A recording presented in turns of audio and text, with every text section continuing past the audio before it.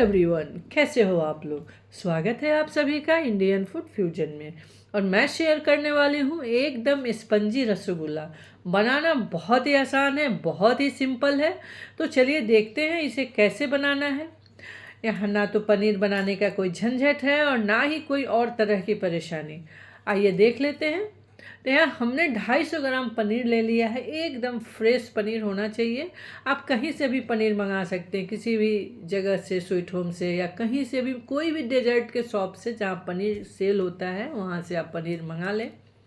और इसे अच्छे से हाथों के सहारे मसल कर इकट्ठा करें पनीर को, और फिर उसे पल्स मोड में ग्राइंड कर लें। तो पल्स मोड में ग्राइंड करने से फ़ायदा ये होता है कि इसमें से जो चिपचिपाहट हो जाती है ना, बहुत ऑयली वॉयली, वो नहीं होगा। पल्स मोड में चलाने से धीरे धीरे करके ये सारे पनीर जो है ना वो इकट्ठे हो जाएंगे और बहुत ही सॉफ्ट हो जाएंगे। तो बस हमारा यहाँ पे मिक्सचर बनकर हो गया तैयार। इसे ट्रांसफ़र करते हैं एक मिक्सिंग प्लेट के अंदर, देखिए। और फिर शुरू करेंगे आगे का प्रोसेस। तो अगर कोई मेहमान आ जाता है और बाहर से डेजर्ट आप नहीं मंगा सकते हैं, तो जितनी देर में आप खाना बनाएंगे उतनी देर में साइड में आप इसे बनाकर तैयार कर लेंगे। जब तक खाना फिनिश होगा तब तक आपका ये रसगुल्ला बनकर ठंडा भी हो जाएगा। बहुत जल्दी बनती है, बिल्कुल टाइम नहीं लगता है। तो यहाँ पे सारे मिक्सचर जो है हमारा 250 ग्राम पनीर का जो हमने बनाया है अभी, उसमें 1 छोटी चम्मच कॉर्नफ्लावर का और आधी छोटी चम्मच मैदा हमने डाल दिया है, यानी कि 1 टीएसपी कॉर्नफ्लावर और आधी टीएसपी मैदा। और इसे मैदा और कॉर्नफ्लावर के ऊपर में रैप करते हुए मिक्स करना है। आटा जिस तरीके से हम लोग लगाते हैं ना, मसल मसल के, उस तरीके से नहीं करना है। एकदम सॉफ्टली, एकदम धीरे धीरे करके इसे घुमा घुमा के चारों तरफ से इसे चिकना बनाना है। तो बस ऑलमोस्ट हमारा ये पनीर बहुत अच्छे से चिकना हो गया है, आप देख सकते हैं। अगर आपको लगे कि मेरा पनीर का मिक्सचर जो है ना ये थोड़ा गीला है, तो हल्का सा कॉर्नफ्लावर और आप मिला सकते हैं, या टाइट है तो ज़रा सा घी डाल सकते हैं। अगर नॉर्मल है तो फिर कुछ चीज़ें डालने की कोई ज़रूरत नहीं है। इसे थोड़ी देर के लिए सेट होने के लिए छोड़ देते हैं और चलते हैं दूसरे प्रोसेस की तरफ। तो यहाँ पर हमने एक खुले मुंह के बर्तन में, ताकि चौड़े मुंह के बर्तन में और मोटे तले के बर्तन में 2 कप चीनी और जस्ट उसका डबल 4 कप पानी डालकर उबलने के लिए हमने छोड़ दिया है। यानी कि चीनी मेल्ट करना है। शुगर सिरप बना रहे हैं हम, चाशनी नहीं बनानी है कि 1 तार की चाशनी या 2 तार की चाशनी, ये सब चीज़ें नहीं करनी है। हमें जस्ट शुगर सिरप बनाना है। तो जब तक हमारा शुगर सिरप बनकर तैयार होता है तब तक चलिए फिर से पनीर के बैटर को एक राउंड और चिकना करते हैं। और छोटे छोटे बॉल्स आप अपने चॉइस के हिसाब से बना लीजिएगा। आप देखिए हमारा हमने जो साइजेज बनाई है छोटे से बॉल्स का, बस इतने सारे पनीर में हमारा लगभग 20 से 22 बॉल्स बनकर होंगे तैयार। तो ठीक है ना, 250 ग्राम पनीर में अगर 22 बॉल्स यानी कि 22 रसगुल्ला बनकर तैयार हो जाएगा तो है ना लाजवाब। बस इसी तरीके से हाथ पे घुमाते हुए सारे बॉल्स एकदम चिकने चिकने बनाने हैं। कहीं से फटा हुआ नहीं रहना चाहिए। फटा हुआ रहने से वो पानी के अंदर यानी कि शुगर सिरप के अंदर वो बिखर सकता है। तो लीजिए हमारे सारे रसगुल्ला बनकर हो गए तैयार।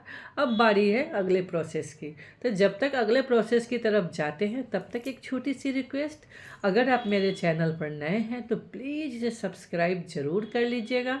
बेल आइकन को हिट करना बिल्कुल नहीं भूलिएगा, ताकि कोई भी नई वीडियो आने से आपको नोटिफिकेशन मिल जाएगा। और इसके साथ ही साथ एक और छोटी सी रिक्वेस्ट, आप हमें सपोर्ट करना बिल्कुल नहीं छोड़ेंगे, यानी कि कमेंट करना बिल्कुल नहीं छोड़ेंगे। तो चलिए पहले डाल लेती हूँ रसगुल्ला शुगर सिरप के अंदर। तो देखा आपने, सारा चीनी बहुत ही अच्छे से मेल्ट हो गया है। फ्लेम को करना है फुल, एकदम फुल फ्लेम पे इस शुगर सिरप के अंदर सारे बॉल्स को ट्रांसफ़र कर देने हैं।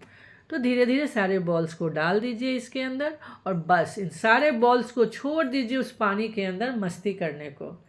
तभी ना ये फूल फूल के बड़े बड़े हो जाएंगे। देखा आपने, अभी तक मात्र 5 मिनट हुए हैं और सारे रसगुल्ला कितने बड़े बड़े हो गए हैं, हुए ना। बीच बीच में ध्यान देना है। लगभग 10 से 12 मिनट इसे पकाना है।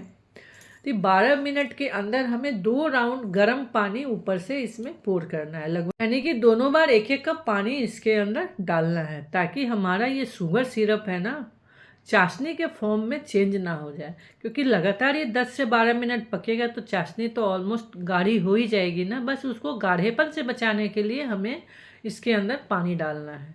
तो लीजिए, लगभग हमारा रसगुल्ला बनकर तैयार हो गया है। अब आती है बारी चेक करने की कि ये रसगुल्ला अच्छे से बनकर हुई है कि नहीं तैयार। तो इसके लिए करना क्या है, एक बोल में एकदम फ्रेश पानी यानी कि ठंडा पानी, फ्रिज का पानी नहीं, नॉर्मल टेम्परेचर का पानी आप लीजिए और उस बोल के अंदर आप डाल दीजिए एक रसगुल्ला लेके। आप देखेंगे कि धीरे धीरे धीरे धीरे करके वो आराम से सतह में जाके बैठ जाएगा। आप देखें। चलिए एक दूसरा रसगुल्ला भी डालकर मैं दिखा देती हूँ आपको। लीजिए, आप देख सकते हैं ये रसगुल्ला भी धीरे धीरे करके नीचे जाकर बैठ जाएगा। इसका मतलब है कि हमारा रसगुल्ला बनकर हो गया तैयार। इन सारे प्रोसेस में रसगुल्ला को पकते हुए लगभग 13 से 13.5 मिनट हो गया है। फ्लेम को करते हैं ऑफ और इसे थोड़ी देर के लिए रूम टेम्परेचर पर आधे से 1 घंटे के लिए छोड़ देते हैं। जैसे ही ये रूम टेम्परेचर पर आएगा इसे ट्रांसफ़र करेंगे दूसरे बोल के अंदर और उसे फ्रीज में 2 से 3 घंटे के लिए ठंडा होने के लिए छोड़ देते हैं। तो देरी किस बात की है, आप भी बनाइए और इन्जॉय कीजिए अपनी फैमिली एंड फ्रेंड के साथ। हमारी फिर से मुलाकात होगी एक छोटे से ब्रेक के बाद।